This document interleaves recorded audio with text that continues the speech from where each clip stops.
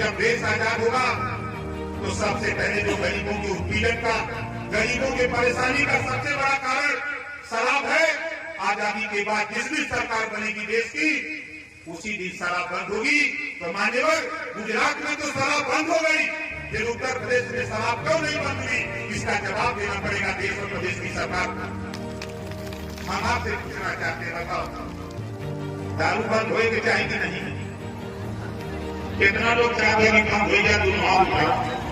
देखा जी, पिए तो नहीं उठाओ।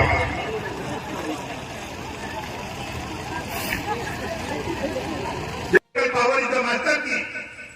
राजनीति एक ऐसी चाबी है जिसे सभी बंद ताले खोले जा सकते हैं। और आज के तारीख में योगी आदित्यनाथ जी मुख्यमंत्री हैं आपके वोट के दम पर। आज देश के प्रधानमंत्री माननीय नरेंद्र मोदी जी हैं, तो हमारे आपके वोट के दम पर है। हम आपको देना बंद कर दे तो मुख्यमंत्री और प्रधानमंत्री बनना बंद हो जाएगा। ये पावर आपके पास है। आप अपनी बात को करते नहीं। आ गए तो कहें कहा नौजवान आजकल का शिक्षा की बात को कम करता है, दारू की बात ज्यादा करता है। नौजवानों देखो, ये समय सुधरने का है, ये समय सुधरने का है। पढ़ो, मेहनत करो। ओम प्रकाश राज भर आप सोचो मत, विचार करो। बसपा को पीट दिया हूं, एक एमएलए बचा है। कांग्रेस को पीटा हूं, 2 एमएलए यूपी में बचा है। इसी लोकसभा के चुनाव में समाजवादी पार्टी को पीटूंगा, समझ में आ जाएगा। उसके बाद तो लड़ाई नहीं, समझ लो अब आप, क्योंकि अभी हम हैं तो उसकी की है नहीं।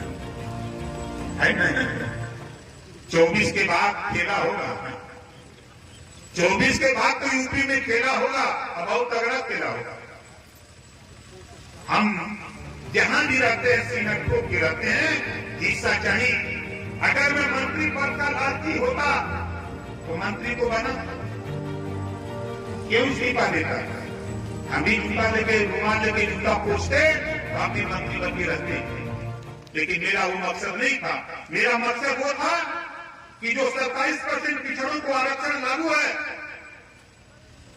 उस लड़ाई को हमने लड़ करके पूरे रिटायर्ड जज हाई कोर्ट माननीय राघवेंद्र सिंह जी के नेतृत्व में यूपी जी से कहकर के कमेटी बनाया। 7, 9, 11 बंटवारा करा दिया। पिछड़ा को 7, अब पिछड़ा को 9, सर्वाधिक पिछड़ा को 11। 100 दरोगा की भर्ती होगी तो 27 पिछड़ी जाति का होगा और पिछड़ी में 3 कैटेगरी होगी। जो सबसे मजबूत पिछड़ा में है वो 7%, जो उससे कमजोर है वो 9%, जो सबसे कमजोर है उसको 11% देने का हमने जांच करा करके रिपोर्ट तैयार करा दिया। बताई तो लागू नहीं हुआ। लोगों ने हमको समझाया कि इस चुनाव में नहीं लागू होगा। हमने कहा कि अब ओम प्रकाश राजभर चला जैस भेज दे, थमा दिया इस्तीफा गृह मंत्री जी को, प्रधानमंत्री को, और वहां से आ गया लखनऊ, मुख्यमंत्री को इस्तीफा दे दिया और जाके राज्यपाल को लेकर के मैदान जगह पे खड़ा हो गया कि हमारी लड़ाई अब आप सामने सामने होगी। हम भी बोलेंगे, आप भी बोलो, हम जनता के बीच में जनता को जागृत करेंगे। हमको दे दिया इस्तीफा। हमारा मकसद वो नहीं, हमारे लिए मंत्री पद नहीं, हमारे लिए गरीबों आपको अधिकार दिलाना सबसे बड़ा मंत्री पद होगा। जिस दिन हम आपको अधिकार दिला देंगे उस दिन हमारी लड़ाई का विजय होगा। और राजभर भाइयों, आप बताओ, 500 साल भगवान राम को मंदिर में ले आने में लगा भारतीय जनता पार्टी को। 500 साल लगा ना। 161 साल supreme court, high court, lower court मुकदमा लड़े। देखो ओम प्रकाश राजभर की संगत आपने थोड़ी सी ताकत दिया। 20 साल के अंदर महाराजा सुहेलदेव जी को बहराइच में लाकर 50 फुट ऊंची मूर्ति लगवा कर मेरे को दिया। ले चलूंगा आपको, हमें उद्घाटन हो जाने दो, ले चलूंगा आपको दिखाने कि जहां हमारे महाराजा सुहेलदेव जी 50 फुट ऊंची मूर्ति और 10,000 करोड़ रुपए की लागत से पार्क बनवाया, उसका सौंदर्यीकरण, कुटला नदी जो है उसके नहाने का जो सीढ़ी, सारी व्यवस्था तैयार करा दिया हूं। सिर्फ उद्घाटन होना बाकी है। 20 साल के अंदर ये तेरे संघर्षों की देन है कि तेरे राजा बुला करके खड़ा कर दिया। कल मैं आ रहा था बस में, जो गुजरात मुख्यमंत्री जी मिले, मुख्यमंत्री जी ने कहा कि ओम प्रकाश भगवान राम को ले आने। हमने कहा कि हमें तो 20 साल लगे। कैसे? हमके आप भी गए थे ना कि भाई आपने देखा कोला नदी? हाँ हाँ, ये तो वही बात सही कह रहे हो। आप नहीं आए होते तो महाराजा सुहेलदेव जी की मूर्ति वहां नहीं लगी होती। ये मुख्यमंत्री कह रहे हैं 20 साल की देन है। और आज हम तो नौजवानों को बधाई दूंगा। मोटरसाइकिल से आ रहे तो पीछे मैं देख रहा था, लिखा था राजभर की, लिखा था। हमारे कुछ नौजवान आ रहे थे मोटरसाइकिल से जुलूस लेके आगे, तो उनके गंजी पर पीछे लिखा था राजभर जी। कल क्या थे? कल क्या थे?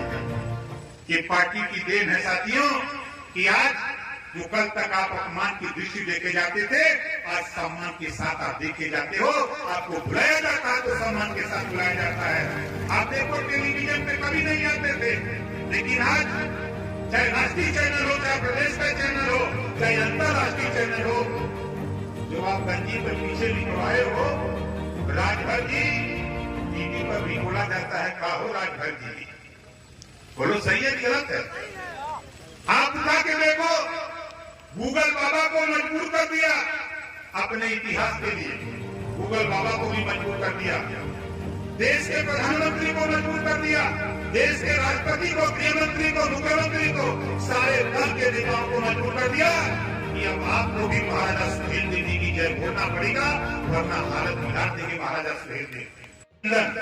British Broadcasting Corporation of London, जो दुनिया की समाचार एजेंसी है, BBC लंदन, वहां से प्रसारित होता है कि भारत देश में एक ऐसा महाप्रतापी राष्ट्रीय राजा राजभर महाराजा सुहेलदेव जी पैदा हुआ, जो देश में राष्ट्र की रक्षा के लिए, राष्ट्रीय सुरक्षा के लिए विदेश आक्रमणकारियों को निष्ठ नाबूद कर दिया। 157 साल तक कोई आंख नहीं दिखा सका भारत पर। ऐसे महाराजा सुहेलदेव जी को इतिहासकारों ने इतिहास में दफना दिया था, लेकिन इतिहासकारों को पता नहीं कि ओम प्रकाश राजभर हनुमान जी का बिरादर है। अब आपको होगा कि आज कैसे बोल रहे हैं। गांव में जब छोटे छोटे बच्चे खेलते हैं, मारपीट करते हैं, तो बुजुर्ग लोग कह देते हैं जाए नहीं बार बानर है। सर वो लोग कह देते हैं ना कि बार बानर है। अब बताओ, अहिल्या और तारा दो सगी बहने, अहिल्या की शादी गौतम ऋषि से होती है, तारा की शादी बाली से। कौन सा बाप कौन सी माँ है जिसके पास दो बेटी हो? एक बेटी की शादी बानर से और एक बेटी की शादी इंसान से कोई करेगा? नदी लेंग जामुन सुत्री बाली हनुमान, ये बानर नहीं थे, ये बार बानर। जब हनुमान जी पताल में ले जाकर के हिरावण ले गया था भगवान राम लक्ष्मण को, किसी की हिम्मत नहीं पड़ी, हनुमान जी जाकर के पताल से निकाल करके राम लक्ष्मण जी को ले आए। उसी तरह ओम प्रकाश राजभर हनुमान जी का वंशज पताल से जाकर के लाया महाराजा सुहेलदेव राजभर जी को ऊपर। आज पूरे देश में जय जयकार हो रही, क्यों हो रही है? जो समाज अपना इतिहास नहीं जानता, अपने बुजुर्गों की कदर नहीं करता, वो समाज कभी तरक्की नहीं कर सकता। इस नाते साथियों, जिस तरह खेत पाने के लिए इंद्रखाल चाहिए, उसी तरह राजपाट चाहने के लिए इतिहास चाहिए। हम इतिहास आपको ला के दे दिए, आप घबराओ नहीं, आपके साथ बड़ी ताकतें इकट्ठा होने जा रही है। अभी आपको पता नहीं होगा, जब मैं जाता हूँ सहारनपुर बाग पर सामने हेटा इटावा कन्नौज कांचन फिरोजाबाद, मैं जाता हूँ झांसी बांदा चित्रकूट हमीरपुर जाना मुंबई, 10-10 हजार 15-15 हजार 5-5 हजार 6-6 हजार लोग इकट्ठा होते हैं और कहते हैं कि नेता हो तो ओम प्रकाश राजभर जैसा। ये लोग बोलते हैं और वो कहते हैं कि नेता जी घबराओ नहीं, हम लोग आपके साथ खड़े हैं, आप संघर्ष करो, हम आपके साथ। कोई इस बात का बिल्कुल पूरे प्रदेश में आपका सत्ता हुआ बिहार में भी हाहाकार मचा दिया इसी लड़ाई को। और माताओं, बहनों, बुजुर्गों, पिताकुल, बुजुर्गों, नौजवान साथियों, मैं आप लोगों से देखो हाथ जोड़ के एक निवेदन अपील करता हूँ कि आपके घर जो बेटी पढ़ रही है, जो आपकी बहन पढ़ रही है, उसको भी राजनीति में ले आओ। जो नहीं पढ़ी लिखी है उसको भी राजनीति में ले आओ।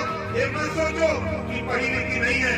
राबड़ी देवी बिहार में बिना पढ़ी लिखी अगर वो मुख्यमंत्री बन सकती है तो हमारी भी बहन बेटी बिना पढ़ी लिखी सांसद और विधायक बन सकती है। इस नाते देखो मैं आपसे कह रहा हूं, अभी देश की सरकार किया, लोकसभा और राज्यसभा से कानून पास हुआ कि 100 एमएलए होंगे तो 33, 30 और 3, 33 महिला, 100 सांसद में 33 महिला, ये कानून